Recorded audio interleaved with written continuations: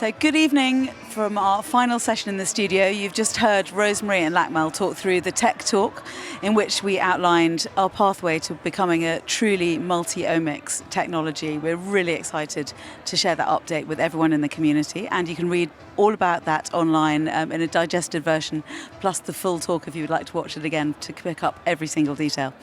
So now I'm just going to introduce you to some of my final guests of the day. So we've got Mashiat, Skarpheddin and Matt here to talk about the tech talk and also to talk a little bit more about CNS tumour profiling. Now, I've just had an update on my phone that there have been 140 news articles today on rapid CNS tumour profiling. So again, congratulations to Matt and the team for the work that you did. An amazing day. Matt's been up since 4 a.m. talking to British journalists about this, and I think that's been read all about internationally. But before we come on to the really important work you're doing then, I'd love your reactions to the tech talk.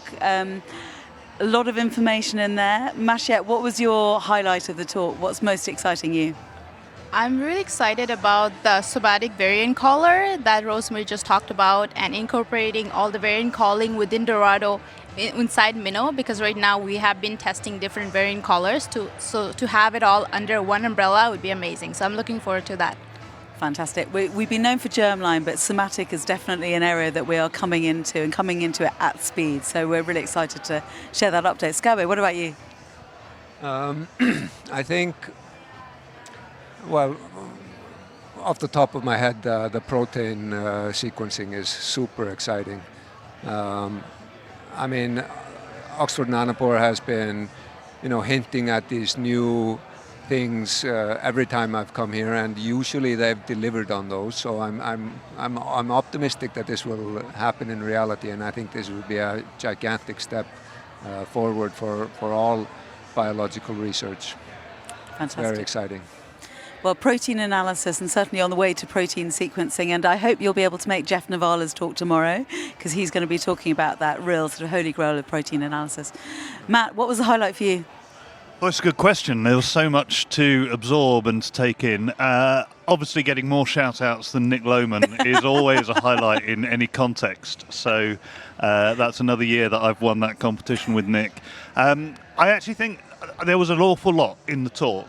What was really good was to see how much of it was consolidation, how much of it is stability, refinement, changes that are needed but won't actually impact users and impact the projects that we're doing and just improve them.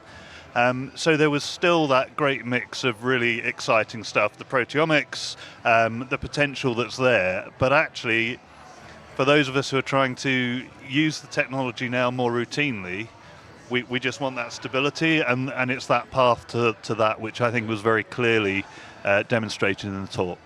Fantastic. Yeah, I think the teams have really listened to the feedback from the community, and our vision, as you know, our long-term visions is to enable the analysis of anything by anyone, anywhere, and we know that doesn't happen without getting to a really mature product as well as keeping that innovation alive. So I'm really, really happy to hear that feedback. So each of you is doing incredible work on CNS tumour analysis. I'd love to just ask each of you to talk about your environments that you're working in and the kind of stage that you're at between research to full diagnostics. So Mashiat, where are you in that process? I would say I'm kind of in between research and clinical translation, because our lab is adjacent to a neurosurgery specialized hospital. So we get our samples after surgery, either in fresh frozen or FFPE form. We get the report from the neuropathologist, who I'm a PhD student, so they're in my committee. So I run the analysis, I get, using Nanopore platform, I give my report back to the neuropathologist to get their feedback. And we're also hoping to translate and apply the assay that we've developed into the hospital as soon as possible after, obviously, the validation, the required validations. So that's why I consider myself somewhere in between, not really research, not translational, somewhere in between, hopefully moving closer to the translational side. And you're in Toronto, so yes, Toronto, Canada. What does that mean in terms of the kind of Canadian ecosystem? Are you mainly working in Toronto, or are you spreading your network out to beyond the city? I'm mainly focused on Toronto, the province of Ontario. So we work with OICR, Ontario Institute for Cancer Research. So we work with them directly, and the hospital. There are lots of big teaching hospitals in Toronto, so we get sample availability samples from them, from the different hospitals. We get to collaborate with them. Outside of Ontario, we haven't collaborated as much, but we are looking forward to sharing our technology or our assay with people in US as well as in Europe, hopefully. We have already filed a patent for our assay within North America. So hopefully we'll get there, we'll spread outside of Toronto, outside of Ontario, outside of Canada very soon. Fantastic. So are you in the same kind of environment? Yeah, I'd say I'm very much in the same sort of cross-section between research and the clinic. I work very closely with neurosurgeons, and we came into this field with interoperative sequencing in mind and interoperative diagnostics, which I think there is a great need for. It's very new territory at the time, and moving further into full diagnostics of CNS tumors on the Nanopore platform to, reduce the turnaround times and give like the full depth of coverage of all these variants. I'd say I'm situated right between pathologists and surgeons, but I mean, eventually I think and sometime in the hopefully near future, this part of my work from the last few years will just move on to a department that routinely runs these samples, and it won't be in a research setting. It will be more in a standard clinical workflow. And what are the sort of drivers for adoption in the healthcare system in which you guys are operating? What needs to happen to move it further down that routine use? Well, I think that just showcasing the possibilities, like how much it will improve the diagnostics that as they're currently done, how much faster you can do it, and how much deeper the results and the data that you get from it are. I think that's really important, but it takes time. It is a new technology. People need to become aware of it. Nobody's like, doesn't matter how hard I ring the bell just in the beginning. It just takes time for people to notice and sort of accept. And I mean, I think that's what we're doing. We're showing what it's capable of. And the more it's talked about and the more people that see it, and publications like Matt's publication today is really showing that. And I'm confident that the people with decision power will see this. Fantastic. Well, Matt, you guys have obviously been talking with each other. What have you learned from each other about that translational journey? I think it's really interesting because there are similarities and differences in different places. Obviously, there are different regulations, different political landscapes, and yet, as you just said, to demonstrate to people what's possible, to actually show them and to show them in the environment they're in what you can do is what usually flips the switch. That's what gets people excited. So in our experience, trying to do the kind of interoperative diagnosis, we were really fortunate. One of the surgeons, Stuart Smith in Nottingham, and one of the neuropathologists were incredibly keen, Simon Payne, who spoke here last year. And they really drove it forwards. But some of the other surgeons were perhaps, they thought, well, actually, we already know what we're looking at. We don't need this. What are you telling us about this for? And then we started doing it, and then we would find surgeons knocking at the door, literally saying, I've got a patient today, can we do Nanopore? And that's the thing. Once you show people what's really possible, they start to believe it and then get very excited, and then actually you have a little bit of a workload problem. You really have to set it up well to make that happen. Excellent. And so on that journey, how have the interactions between people, so you've described different disciplines coming together, have you seen the same kind of themes of different people and different disciplines and the need for champions? Is that something you've seen as well? Yeah, definitely. In fact, in my thesis committee, I have a neurosurgeon, neuropathologist, and Dr. Jared Simpton, a computer science scientist. So, and then my PIs are microbiologist and a kidney pathologist. Oh, great. So I have a lot of variety of people from different specialties who are top of their fields, and people like Jared who were already familiar with the technology. But then to have my neuropathologist and neurosurgeon, like Matt talked about, they were initially hesitant about the product or about the applications, whether we can actually do interoperative. And then last year I had the talk conversation after reading the interoperative paper, and the neurosurgeon actually asked me if I could go and try it in their lab. And at the time I was testing out the sturgeon workflow, and I said, sure, we can find a time, and hopefully that time will be this year. I'm looking forward to actually testing it out. So yeah. Initially, like, it's my 5th year, so I guess first 2 years it took longer to convince people, but once we started generating promising results, showing them what it actually can do and what are the benefits, and how it's been improved over time, that has definitely made people more open to the technology and trying it out. So let's come back to that point, the benefits, because the need for speed, we've been talking about this all day today. Can you talk through the benefits to the healthcare system, to the patient, to the families? How does that spread across the application that you've been working on? Gosh, you've all probably got very similar answers. Who's going to go first? Skarpheddin.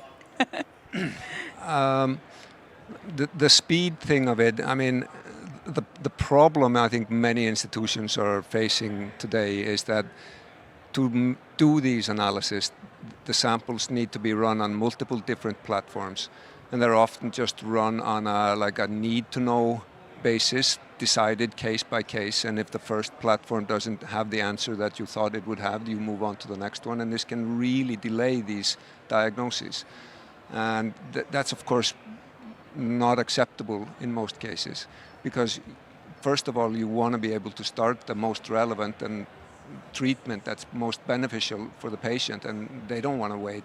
And on the human side, I don't think anybody who had a serious disease like this would not want to have it diagnosed as quickly as possible.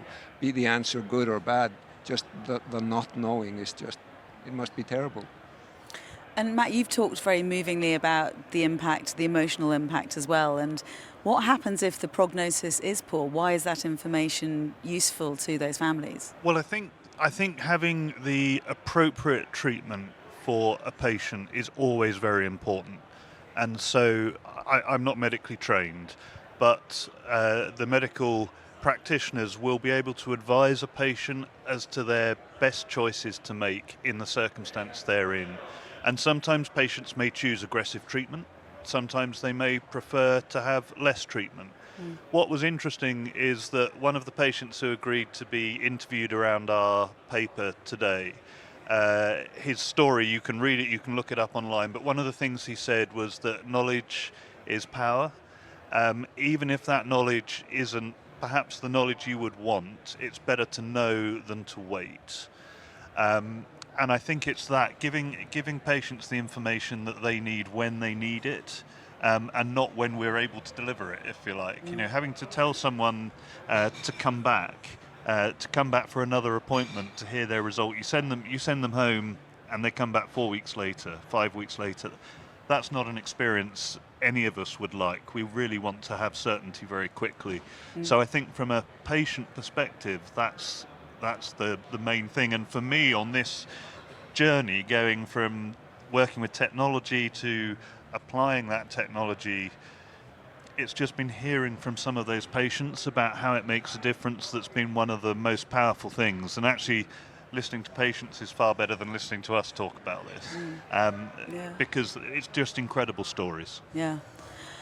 Well, thankfully, CNS tumour, every instance of a brain tumour is devastating and horrible, and thankfully it is one of the smallest occurrences of all of the types of tumour, which is a sort of silver lining to a dark place. But what does that mean for other kinds of solid tumours? How would you guys like to be expanding the impact of your work beyond solid tumours? I know, Mashiat, you've got some plans.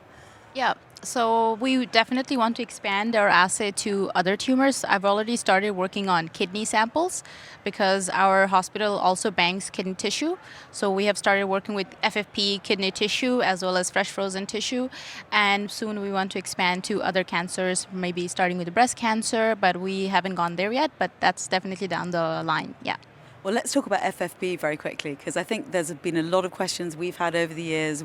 When is it going to be possible to do nanopore sequencing on FFPE samples and not have to rely on sort of system change to fresh frozen or, live samples taken during surgery? So how have you found adapting the processes for FFPE? Has it been straightforward? Anything but straightforward.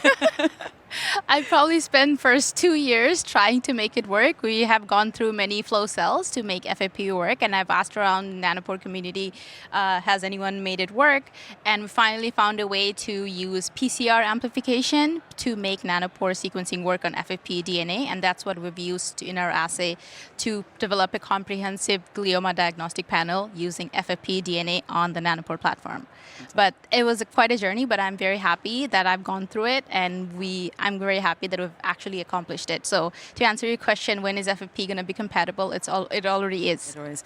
Well, I'm pretty sure there's going to be a lot of people out there by the water cooler wanting to talk to you about the methods that you've developed, because it's been much in demand and very exciting to be able to do that. Thank you. So Skarpheddin, are you going beyond CNS tumours anytime soon? I don't have any direct plans, but I see myself as a facilitator of the technology for patient care and diagnostics. And we saw a great talk today about the leukemia study that's being done, applying the same methodology to another complex cancer. And I can't see why this technology couldn't be applied to many different cancers with complex diagnosis and difficult, to diagnose and treat. So immediate plans, maybe not, but I think if people catch on to what's going on with the CNS tumors and think like this is exactly the same thing that we're dealing with our field, I'm here to help, of course. Fantastic. Matt, sarcomas? Yeah, we've got a few projects that we're developing, sarcomas being one. We're also starting to look at ovarian cancer. All of these have some similarities but some differences with the approaches we're using. They all share the same thing, which is currently tests take time. And so the moment you put a test in place where someone's getting their result that day or the next day, you suddenly find clinicians saying, well, actually, I need that for my patient.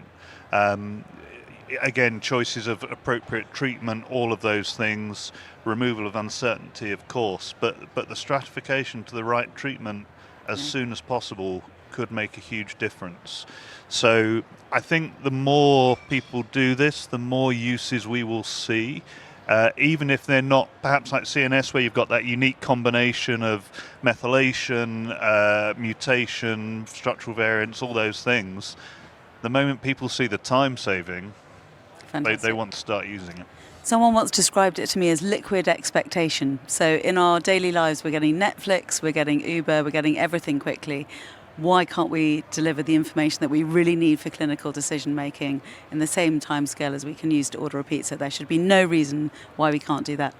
Well, I think we could talk about this for another 20 minutes, but I think we're sadly out of time. So thank you so much for sharing your experiences with us today. And I hope you enjoy day 2 tomorrow of London Calling.